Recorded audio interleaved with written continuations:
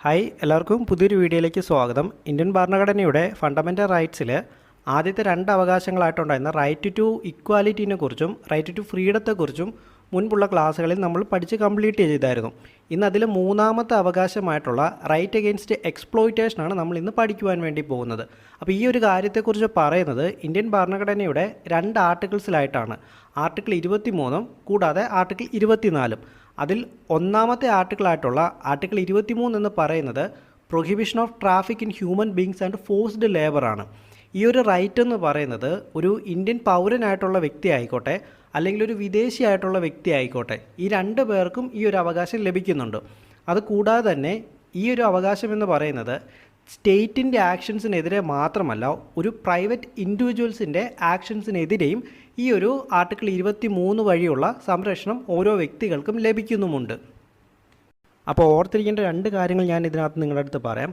അതായത് ആർട്ടിക്കിൾ 23 പറയുന്ന അവകാശങ്ങൾ ഒരു ഇന്ത്യൻ പൗരനായിട്ടുള്ള വ്യക്തിക്കും ലഭിക്കുന്നുണ്ട്, അതുപോലെ തന്നെ ഒരു വിദേശിയായിട്ടുള്ള വ്യക്തിക്കും ലഭിക്കുന്നുണ്ട്. രണ്ടാമത്തെ കാര്യം എന്ന് പറയുന്നത് നമ്മുടെ സ്റ്റേറ്റ് നമ്മുടെ അവകാശങ്ങൾ ലംഘിക്കുന്ന സമയത്ത് മാത്രമല്ല നമുക്ക് ഇതിനെയുള്ള പരിഹാരങ്ങൾ കാണുവാൻ വേണ്ടി സാധിക്കുന്നത്. ഒരു പ്രൈവറ്റ് ഇൻഡിവിജ്വൽ, അതായത് മറ്റൊരു വ്യക്തി നമ്മുടെ അവകാശങ്ങൾ നിഷേധിക്കുന്ന സമയത്തും നമുക്കിതിനുള്ള പരിഹാരങ്ങൾ കാണുവാനായിട്ട് സാധിക്കുന്നതാണ്.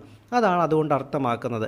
പിന്നീട് ഈ ഒരു ആർട്ടിക്കിൾ എന്ന് പറയുന്നത് ഹ്യൂമൻ ബീങ്സ് അല്ലെങ്കിൽ ബെഗേഴ്സിനെ അല്ലെങ്കിൽ അതേ ഫോമിൽ സിമിലർ ആയിട്ടുള്ള മറ്റേതൊരു ഫോഴ്സ്ഡ് ലേബറിനെയും ട്രാഫിക്കിങ്ങിനെയും പ്രൊഹിബിറ്റ് ചെയ്തുകൊണ്ടുള്ളതാണ്. ഈ ട്രാഫിക് എന്നതുകൊണ്ട് ഉദ്ദേശിക്കുന്നത് traffic of human beings. Okay, അപ്പോൾ അതിനകത്ത് അർത്ഥമാക്കുന്ന ഇതാണ്. സ്ത്രീകളാണെങ്കിലും പുരുഷന്മാരാണെങ്കിലും കുട്ടികളാണെങ്കിലും, അപ്പോൾ ഇവരെയൊക്കെ ഒരു സാധനങ്ങൾ വാങ്ങുകയും വിൽക്കുകയും പോലെ ചെയ്യുന്നത്, ഇനി അതുമല്ലെങ്കിൽ ഈ സ്ത്രീകളായിക്കോട്ടെ കുട്ടികളായിക്കോട്ടെ, അപ്പോൾ ഇവർ ഇമ്മോറൽ ട്രാഫിക്കിംഗ്, അത് ഇൻക്ലൂഡിങ് പ്രോസ്റ്റിറ്റ്യൂഷൻ പോലെയുള്ള കാര്യങ്ങൾക്ക് വിധേയമാക്കുന്നത്. മൂന്നാമതായിട്ട് ട്രാഫിക്കിങ്ങിനകത്ത് പറയുന്ന കാര്യം എന്ന് പറയുന്നത്, നമുക്കറിയാം നമ്മുടെ രാജ്യത്ത് ഇന്നും ദേവദാസി സമ്പ്രദായം നിലനിന്ന് പോകുന്നുണ്ട് പലയിടങ്ങളിലുമായിട്ടൊക്കെ. അങ്ങനെയുള്ള ദേവദാസി സമ്പ്രദായത്തെ നിരോധിച്ചുകൊണ്ടുള്ളതാണ് മൂന്നാമത്തെ കാര്യം എന്ന് പറയുന്നത്. ഈ ദേവദാസി സമ്പ്രദായം എന്താണെന്നുള്ളത് ഞാൻ കുറച്ച് കഴിയുമ്പോൾ ഡീറ്റെയിൽ ആയിട്ടൊരു വീഡിയോ അതിനെക്കുറിച്ച് പറയാവേ. അപ്പോൾ നമുക്ക് ഇത്ര ഇതിനകത്ത് ഓർത്ത് വയ്ക്കുക. മൂന്നാമതായി ട്രാഫിക്കിങ്ങിനകത്ത് ഉൾപ്പെടുന്ന മൂന്നാമത്തെ കാര്യം എന്ന് പറയുന്നത് ദേവദാസി സമ്പ്രദായമാണ്, അതിനെ നിരോധിച്ചുകൊണ്ടുള്ളതാണ്. നാലാമതായിട്ട് ട്രാഫിക്കിനകത്ത് വരുന്ന കാര്യം എന്ന് പറയുന്നത് അടിമത്തം അല്ലെങ്കിൽ സ്ലേവറി എന്നുള്ളതാണ്. അപ്പോൾ ഈ 4 കാര്യങ്ങളാണ് നമ്മുടെ ട്രാഫിക് എന്നുള്ള പ്രയോഗത്തിനകത്ത് വരുന്നത്. ഓക്കെ, അല്ലെങ്കിൽ ട്രാഫിക് ഇൻ ഹ്യൂമൻ ബീങ്സ് എന്നുള്ള കാര്യത്തിനകത്ത് വരുന്നത് ഈ 4 കാര്യങ്ങളാണ്. അങ്ങനെ ഈ പറയുന്ന 4 കാര്യങ്ങളും നിരോധിച്ചുകൊണ്ട് ആർട്ടിക്കിൾ 23 ചൂഷണത്തിനെതിരെയുള്ള സംരക്ഷണം ഓരോ വ്യക്തികൾക്കും നൽകുന്നു. അത് പറഞ്ഞ പോലെ തന്നെ ആർട്ടിക്കിൾ 23 കാര്യത്തിൽ ഈ പറയുന്ന കാര്യങ്ങൾ ഏതിൻ്റെയെങ്കിലുമൊക്കെ വയലേഷൻ നടക്കുന്ന സമയത്ത് അത് നിയമപ്രകാരം ശിക്ഷാർഹമായിട്ടുള്ളൊരു കുറ്റമായിട്ട് മാറുന്നതുമായിരിക്കും. ഇത്തരത്തിലുള്ള കുറ്റകൃത്യങ്ങളിൽ ശിക്ഷ നടപ്പാക്കുന്നതിന് വേണ്ടി parliament 1956 immoral traffic prevention act എന്ന് പറഞ്ഞുകൊണ്ട് ഒരു നിയമം പാസ്സാക്കിയിട്ടുമുണ്ട് ഇതുമായിട്ടുള്ള ബന്ധപ്പെട്ട കാര്യങ്ങളിൽ ശിക്ഷ നൽകുവാനായിട്ട്. അപ്പോൾ പിന്നീട് ഇതിനകത്ത് വരുന്ന അടുത്ത കാര്യമാണ്, ഇത് നമ്മൾ നേരത്തെ ബെഗേഴ്സ് എന്നൊരു വാക്ക് ഉപയോഗിച്ചിട്ടുണ്ടായിരുന്നു. അപ്പോൾ ഈ ബെഗേഴ്സ് എന്നുള്ള വാക്കുകൊണ്ട് അർത്ഥമാക്കുന്നത് പ്രതിഫലമില്ലാതെ ജോലി ചെയ്യുന്ന ആൾ അല്ലെങ്കിൽ വ്യക്തി എന്നുള്ളതാണ്. പഴയ കാലങ്ങളിൽ നമുക്കറിയാം സമീന്ദാർമാരുണ്ടായിരുന്നു. അങ്ങനെയുള്ള ഈ സമീന്ദാർമാർ അവരുടെ ടെനൻസിനെ കൊണ്ട് അല്ല അവരുടെ ജോലിക്കാരെ കൊണ്ട് ഫോഴ്സ്ഡ് ആയിട്ടുള്ള ലേബറുകൾ ചെയ്യിപ്പിക്കുകയാണ്. അതായത് സമീന്ദാർമാർ ഇവരുടെ ടെനൻസിനെ കൊണ്ട് ഫോഴ്സ്ഡ് ലേബർ ചെയ്യിപ്പിക്കും. എന്നിട്ട് ഇവർക്ക് ശമ്പളം കൊടുക്കുകയോ കാര്യങ്ങളൊന്നും ചെയ്യില്ല. ആ ഒരു രീതിനെയാണ് ഇവിടെ ബെഗേഴ്സ് എന്നുള്ള പ്രയോഗം കൊണ്ട് ഉപയോഗിക്കുന്നതും ആ ഒരു രീതിനെയാണ് ഇവിടെ പ്രൊഹിബിറ്റ് ചെയ്യുന്നതും. ഇതിന് പുറമെ ആർട്ടിക്കിൾ 23 ബോണ്ടഡ് ലേബർ പോലുള്ള നിർബന്ധിത തൊഴിലുകൾക്കും വിലക്ക് ഏർപ്പെടുത്തിയിട്ടുണ്ട്. നമ്മൾ നിർബന്ധിത തൊഴിലാളി അല്ലെങ്കിൽ ബോണ്ടഡ് ലേബർ കൊണ്ട് ഉദ്ദേശിക്കുന്നത് ഒരു വ്യക്തി അയാളുടെ വില്ല്, ഓക്കെ, അയാളുടെ അനുവാദമോ ആഗ്രഹമോ കൂടാതെ ഒരു ജോലി ചെയ്യുവാനായിട്ട് ആ വ്യക്തിനെ നമ്മൾ നിർബന്ധിക്കുകയാണെന്ന് വിചാരിക്കുക. ഓക്കെ, അതിനെയാണ് നമ്മൾ ബോണ്ടഡ് ലേബർ എന്ന് വിളിക്കുന്നത്. ഇത് എന്തിനെ വയലേറ്റ് ചെയ്യും? ഇത് നമ്മുടെ റൈറ്റ് ഫോർ പ്രൊഫഷനുണ്ട്. ഓരോ വ്യക്തികൾക്കും അവർക്ക് ഇഷ്ടമുള്ളൊരു പ്രൊഫഷൻ തിരഞ്ഞെടുക്കുവാനുള്ള അവകാശമുണ്ട്. അതിന് ഇത് വയലേറ്റ് ചെയ്യുന്നതാണ്. അപ്പോൾ ഇതുമായിട്ട് ബന്ധപ്പെട്ട് കുറേ പ്രൊവിഷൻസ് നമ്മുടെ പാർലമെൻറ്റ് പാസ്സാക്കിയിട്ടുണ്ട്. അതിലൊന്നാമത്താണ് ബോണ്ടഡ് ലേബർ അബോളിഷൻ ആക്ട് 1976. അതുകൂടാതെ മിനിമം വേജസ് ആക്ട്, പിന്നീടാണ് contract labour act, equal remuneration act 1976. അപ്പോൾ ഈ നിയമങ്ങളൊക്കെ ഉണ്ടാക്കിയിട്ടുള്ളത് ബോണ്ടഡ് ലേബർ പോലുള്ള കാര്യങ്ങൾ പ്രിവെൻറ്റ് ചെയ്യുവാനായിട്ടാണ്. അപ്പോൾ ഈ നിയമങ്ങൾ നമുക്ക് നമുക്കിതൊക്കെ കഴിഞ്ഞ് മുന്നോട്ട് പോകുന്ന സമയത്ത് പ്രധാനപ്പെട്ടതായിട്ടുള്ള നിയമങ്ങളെല്ലാം നമ്മൾ ഇൻഡിവിജ്വലി എടുത്ത് പഠിക്കുന്നുണ്ട്. ആ സമയത്ത് നമുക്കത് ഡീറ്റെയിൽ ആയിട്ട് നോക്കാം. ഓക്കെ, എല്ലാം കൂടെ നമ്മൾ മിക്സ് ചെയ്യേണ്ടതായിട്ടുള്ള കാര്യമില്ല. ആർട്ടിക്കിൾ 23 പഠിക്കുന്ന സമയത്ത് ആർട്ടിക്കിൾ 23 വരുന്ന കാര്യങ്ങൾ നമുക്ക് പഠിക്കാം.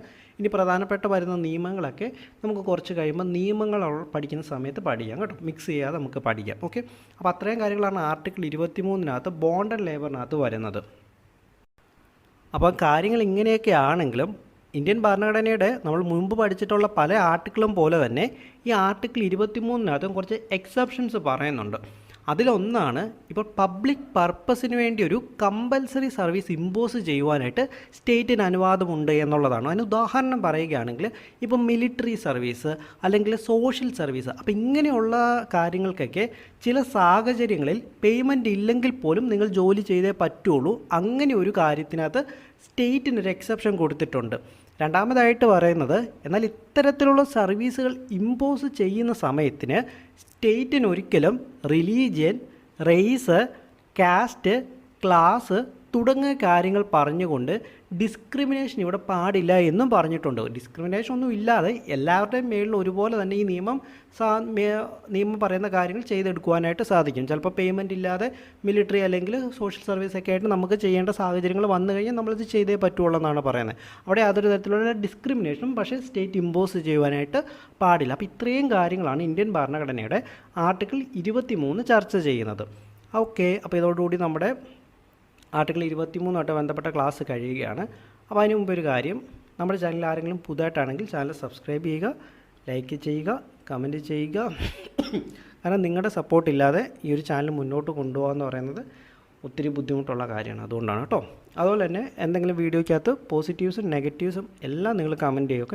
കാരണം നിങ്ങൾ എന്തെങ്കിലുമൊക്കെ നെഗറ്റീവ് അതിനകത്തുള്ള സമയത്ത് അത് ചൂണ്ടിക്കാണിക്കുന്ന സമയത്ത് മാത്രമേ എനിക്ക് തിരുത്തുവാനായിട്ട് സാധിക്കത്തുള്ളൂ.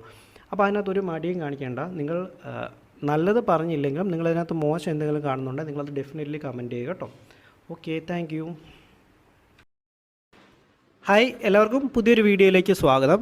ഇന്ത്യൻ ഭരണഘടനയുടെ ഫണ്ടമെൻ്റൽ റൈറ്റ്സിൽ ആദ്യത്തെ അവകാശമായിട്ടുണ്ടായിരുന്ന റൈറ്റ് ടു ഇക്വാലിറ്റിയും പിന്നീട് വരുന്ന അവകാശമായിട്ടുണ്ടായിരുന്ന റൈറ്റ് ടു ഫ്രീഡവും നമ്മൾ മുമ്പത്തെ ക്ലാസ്സുകളിൽ കൂടെ പഠിച്ചായിരുന്നു. പിന്നീട് വരുന്നതാണ് റൈറ്റ് അഗെയിൻസ്റ്റ് എക്സ്പ്ലോയിറ്റേഷൻ അല്ലെങ്കിൽ ചൂഷണത്തിനെതിരെയുള്ള അവകാശം. അപ്പോൾ ഇതിൽ വരുന്ന ആദ്യത്തെ ആർട്ടിക്കിളാണ് ആർട്ടിക്കിൾ 23. ഇത് നമ്മൾ ഓൾറെഡി നമ്മുടെ ചാനലിൽ ഡിസ്കസ് ചെയ്തിട്ടുണ്ട്. അപ്പോൾ റൈറ്റ് അഗെയിൻസ്റ്റ് എക്സ്പ്ലോയിറ്റേഷൻ അല്ലെങ്കിൽ ചൂഷണത്തിനെതിരെയുള്ള അവകാശത്തിൽ പിന്നീട് വരുന്ന അവസാനത്തെ ആർട്ടിക്കിളാണ് ആർട്ടിക്കിൾ 24 അല്ലെങ്കിൽ prohibition of employment of childrens in factories or etcetera എന്ന് പറയുന്നത്. 14 വയസ്സിൽ താഴെയുള്ള കുട്ടികളെ ഫാക്ടറി അല്ലെങ്കിൽ ഒരു മൈന്, ഇനി അതുമല്ലെങ്കിൽ റെയിൽവേ വർക്ക്, അതുമല്ലെങ്കിൽ കൺസ്ട്രക്ഷൻ വർക്ക് പോലെയുള്ള ഹസാർഡസ് ആയിട്ടുള്ള ആക്ടിവിറ്റികളിൽ ജോലി ചെയ്യിപ്പിക്കാൻ പാടില്ല. അത്തരത്തിലുള്ള പ്രവർത്തനങ്ങൾക്ക് നിരോധനം ഏർപ്പെടുത്തിക്കൊണ്ടുള്ള ആർട്ടിക്കിളാണ് ഇന്ത്യൻ ഭരണഘടനയുടെ ആർട്ടിക്കിൾ 24 എന്ന് പറയുന്നത്. അതേസമയം തന്നെ ഈ ഒരു ആർട്ടിക്കിളിലൂടെ പറയുന്നുണ്ട് ഹാംലെസ് അല്ലാത്ത ഇന്നസെൻറ്റ് വർക്ക് ചെയ്യുന്നതിൽ നിന്നും കുട്ടികളെ പ്രൊഹിബിറ്റ് ചെയ്യുന്നില്ല എന്നുള്ള കാര്യം. അപ്പോൾ വളരെ ഇമ്പോർട്ടൻ്റ് ആയിട്ടുള്ളൊരു കാര്യം നിങ്ങൾ ഓർത്ത് വെക്കേണ്ടത്, ആർട്ടിക്കിൾ 24 വഴി നിരോധനം ഏർപ്പെടുത്തിയിട്ടുള്ളത് ഹസാർഡസ് ആയിട്ടുള്ള ജോലികൾ ചെയ്യുന്നതിന് മാത്രമേ ഉള്ളൂ. ഹാംലെസ് ആയിട്ടുള്ള ജോലികൾ ചെയ്യുന്നതിന് നിരോധനം ഏർപ്പെടുത്തിയിട്ടില്ല എന്നുള്ള കാര്യം നിങ്ങൾ പ്രത്യേകം നോട്ട് ചെയ്യണം. അപ്പോൾ അതെന്തുകൊണ്ടാണ് നോട്ട് ചെയ്യണമെന്ന് ഞാൻ പറയുന്നത് നിങ്ങൾക്ക് മുന്നോട്ട് പോകുന്ന സമയത്ത് മനസ്സിലാകും. അപ്പോൾ ഈ ഒരു കാര്യവുമായിട്ട് ബന്ധപ്പെട്ട് നിലവിൽ വന്നിട്ടുള്ള ഏറ്റവും പ്രധാനപ്പെട്ട നിയമം എന്ന് പറയുന്നത് 1986 child labour prohibition and regulation act of 1986 ആണ്. ഇത് കൂടാതെ തന്നെ employment of children's act 1938, the factories act of 1948, the mines act of 1952, the merchant shipping act 1958, plantation labour act of 1951, the motor transport act 1951, apprentice act 1961, the BD and cigar workers act 1966 തുടങ്ങി ഒരു particular ഏജിൽ താഴെയുള്ള കുട്ടികളെ ജോലിയുമായിട്ട് ബന്ധപ്പെട്ട് അത്തരത്തിൽ എന്തൊക്കെ ജോലികളിൽ നിന്നാണ് പ്രൊഹിബിറ്റ് ചെയ്തിട്ടുള്ളത്, അവർക്ക് എന്തൊക്കെ ജോലികളാണ് നിരോധിച്ചിട്ടുള്ളത് എന്നുമായി ബന്ധപ്പെട്ട് ഒരു പിടി നിയമങ്ങൾ നമ്മുടെ നാട്ടിൽ നിലവിലുണ്ട്. 1996 സുപ്രീം കോടതി ചൈൽഡ് ലേബർ റീഹാബിലേഷൻ ഫണ്ട് എന്ന് പറഞ്ഞുകൊണ്ട് ഒരു ഫണ്ട് എസ്റ്റാബ്ലിഷ് ചെയ്യുവാനായിട്ട് നിർദ്ദേശം നൽകുന്നത്. അതായത് ബാലവേല പുനരധിവാസ ക്ഷേമനിധി സ്ഥാപിക്കുക. ഇതിൽ ഏതൊരു വ്യക്തിയാണോ കുട്ടികളെ ഇത്തരത്തിൽ ജോലി ചെയ്യിപ്പിക്കുന്നത് ആ തൊഴിലുടമ ഓരോ കുട്ടിക്കും 20,000 രൂപ എന്ന കണക്കിൽ പിഴ അടക്കാക്കുകയും ചെയ്യണമെന്ന് സുപ്രീം കോടതിയുടെ ഒരു ഡയറക്ഷൻ ഈ ഒരു കൂടെ വരുന്നുണ്ട്. ഇതുകൂടാതെ സുപ്രീം കോടതി കുട്ടികളുടെ എഡ്യൂക്കേഷൻ, ഹെൽത്ത്, ന്യൂട്രീഷൻ അല്ലെ പോഷകാഹാരം തുടങ്ങിയ കാര്യങ്ങളിലെല്ലാം കുറേയധികം ഡയറക്ഷൻസ് ഇതുമായിട്ട് ബന്ധപ്പെട്ട് ഇഷ്യൂ ചെയ്യുകയും ചെയ്തു. പിന്നീട് 2005 നിലവിൽ വന്ന നിയമമാണ് the commission for protection of child right act 2005 എന്ന് പറയുന്നത്. കുട്ടികളുടെ അവകാശങ്ങൾ സംരക്ഷിക്കുന്നതിനായി ദേശീയ തലത്തിൽ ഒരു നാഷണൽ കമ്മീഷനും സംസ്ഥാന തലത്തിൽ ഒരു സ്റ്റേറ്റ് കമ്മീഷനും എക്സ്റ്റാബ്ലിഷ് ചെയ്യുവാനായിട്ടും അതേപോലെ തന്നെ കുട്ടികളുടെ റൈറ്റ്സ് വയലേറ്റ് ചെയ്യുന്നവർക്കെതിരെയുള്ള കേസുകളിലും കുട്ടികൾക്കെതിരെ എന്തെങ്കിലുമൊക്കെ കുറ്റകൃത്യങ്ങൾ നടന്നിട്ടുള്ള കേസുകളിലുമൊക്കെ ട്രയൽ അല്ലെങ്കിൽ വാദങ്ങൾ വേഗത്തിലാക്കുവാൻ വേണ്ടി ഒരു ചിൽഡ്രൻസ് കോർട്ട് എക്സ്റ്റാബ്ലിഷ് ചെയ്യുവാനും ഈ ഒരു നിയമം കാരണമാകുന്നു. അതായത് നമ്മുടെ 2005 നിലവിൽ വന്ന the protection of child rights ആക്ടിന് കീഴിലാണ് അതേ തുടർന്നിട്ടാണ് നാഷണൽ ചിൽഡ്രൻസ് കമ്മീഷനും സ്റ്റേറ്റ് ചിൽഡ്രൻസ് കമ്മീഷനും ചിൽഡ്രൻസ് കോർട്ടും അതായത് കുട്ടികൾക്കായിട്ടുള്ള കോടതിയും എക്സ്റ്റാബ്ലിഷ് ചെയ്യുന്നത്. ജുവനൈൽ കോടതി അല്ല കേട്ടോ. കുട്ടികൾക്കെതിരെ കുറ്റകൃത്യങ്ങൾ നടക്കുന്ന സമയത്ത് ആ കുട്ടികൾക്കെതിരെ നടക്കുന്ന കുറ്റകൃത്യങ്ങളിൽ ട്രയൽസ് വേഗത്തിലാക്കുവാൻ വേണ്ടിയാണ് ചിൽഡ്രൻസ് കോർട്ട്. ജൂനിയർ കോർട്ട് വേറെ, ചിൽഡ്രൻസ് കോർട്ട് വേറെ. ഓക്കെ, അപ്പോൾ അത് നിങ്ങൾ രണ്ടായിട്ട് തന്നെ ഓർത്തിരിക്കും കേട്ടോ. അപ്പോൾ അങ്ങനെ 2005 വരുന്ന ഈ ആക്ടിനെ പിന്തുടർന്ന് ഈ 3 സ്ഥാപനങ്ങളും ഇന്ത്യയിൽ നിലവിൽ വരുന്നു. അപ്പോൾ അത് നിങ്ങൾക്ക് ചോദിക്കും, ഏത് ആക്ടിനെ തുടർന്നിട്ടാണ് നാഷണൽ ചിൽഡ്രൻസ് കമ്മീഷനും സ്റ്റേറ്റ് ചിൽഡ്രൻസ് കമ്മീഷനും അല്ലെങ്കിൽ ചിൽഡ്രൻസ് കോർട്ടും ഒക്കെ എസ്റ്റാബ്ലിഷ് ആയത് എന്ന് നിങ്ങളുടെ അടുത്തൊരു ചോദ്യം വരികയാണെങ്കിൽ 2005 പാസ്സായ the commission for protection of child right act 2005 പിന്തുടർന്നാണ് ഈ പറയുന്ന സ്ഥാപനങ്ങളൊക്കെ ഇന്ത്യയിൽ നിലവിൽ വന്നത് എന്നുള്ളത് നിങ്ങൾ പഠിച്ചു വെക്കുക. പിന്നീട് 2006 ഗവൺമെൻറ് കുട്ടികളെ ഹോട്ടൽസ്, ധാബാസ്, റെസ്റ്റോറൻറ്റ്, ഷോപ്പുകൾ, factories, resort, spas, tea shops തുടങ്ങിയ സ്ഥലങ്ങളിലൊക്കെ അല്ലെങ്കിൽ ഒരു ബിസിനസ് എക്സ്റ്റാബ്ലിഷ് ചെയ്യുന്നിടത്ത് അല്ലെങ്കിൽ ഒരു ഡൊമസ്റ്റിക് സെർവൻ്റ് ആയിട്ടോ വർക്കേഴ്സായിട്ട് കുട്ടികളെ എംപ്ലോയ് ചെയ്യാൻ പാടില്ല എന്നുള്ള നിരോധനം കൊണ്ടുവരുന്നത്. അത്തരത്തിൽ 14 വയസ്സിന് താഴെയുള്ള കുട്ടികളെ ജോലി ചെയ്യുന്ന ആളുകൾ നിയമത്തിന് മുന്നിൽ അതിൻ്റേതായിട്ടുള്ള ശിക്ഷാ നടപടികൾ നേരിടേണ്ടി വരുമെന്നുള്ള മുന്നറിയിപ്പ് നൽകുകയുണ്ടായി. പിന്നീട് 2016 1986 ചൈൽഡ് ലേബർ പ്രൊട്ടക്ഷൻ ആക്ടിനെ ഭേദഗതി ചെയ്യുകയും the child labour prohibition and regulation amendment act 2016 കൊണ്ടുവരികയും ചെയ്തു. ഒപ്പം ഇതിൻ്റെ പ്രിൻസിപ്പൽ ആക്റ്റായിട്ടുണ്ടായിരുന്ന 1986 ആക്ടിനെ child and adolescent labour prohibition and regulation act of 1986 എന്ന് റീനെയിം ചെയ്യുകയും ചെയ്തു. അതായത് ഇതിൻ്റെ ഒറിജിനൽ ആക്ടിൻ്റെ പേര് മാറ്റി ഈ 2016 ആക്ട് വരുന്നതോടുകൂടി. ഈ 2016 അമെൻമെൻറ്റ് വരുന്നതോടുകൂടി 14 വയസ്സിൽ താഴെയുള്ള എല്ലാ കുട്ടികളെയും എല്ലാ തൊഴിലുകളിൽ ചെയ്യുന്നതിൽ നിന്നും വിലക്ക് ഏർപ്പെടുത്തി. അപ്പോൾ ഇതിനു മുമ്പ് നിങ്ങൾ ഒരു കാര്യം ഓർക്കണം, എല്ലാവരും 14 വയസ്സിൽ താഴെയുള്ള കുട്ടികളെ എല്ലാ ജോലികളിൽ ചെയ്യുന്നതിൽ നിന്നും വിലക്ക് ഏർപ്പെടുത്തുന്നത് 2016 കൊണ്ടുവരുന്ന ഈ നിയമമാണ്. അപ്പോൾ ഇതിനു മുമ്പ് വരെ വെറും 18 ജോലികളിൽ നിന്നും 65 പ്രക്രിയകളിൽ നിന്നും മാത്രമാണ് വിലക്ക് ഏർപ്പെടുത്തിയിട്ടുണ്ടായിരുന്നത്. എന്നാൽ ഈ നിയമം വരുന്നതോടുകൂടി 14 വയസ്സിൽ താഴെയുള്ള കുട്ടികളെ ഏതൊരു ജോലി ചെയ്യുന്നതിൽ നിന്നും വിലക്ക് ഏർപ്പെടുത്തുകയാണ് ചെയ്തത്.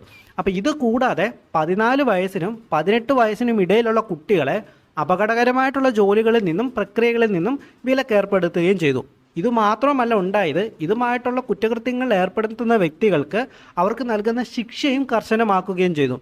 അതായത് 6 മാസം മുതൽ 2 വർഷം വരെ തടവോ 20,000 രൂപ മുതൽ 50,000 രൂപ വരെ പിഴയോ അല്ലെങ്കിൽ പിഴയും തടവും കൂടി ഒരുമിച്ച് അനുഭവിക്കേണ്ട രീതിയോ.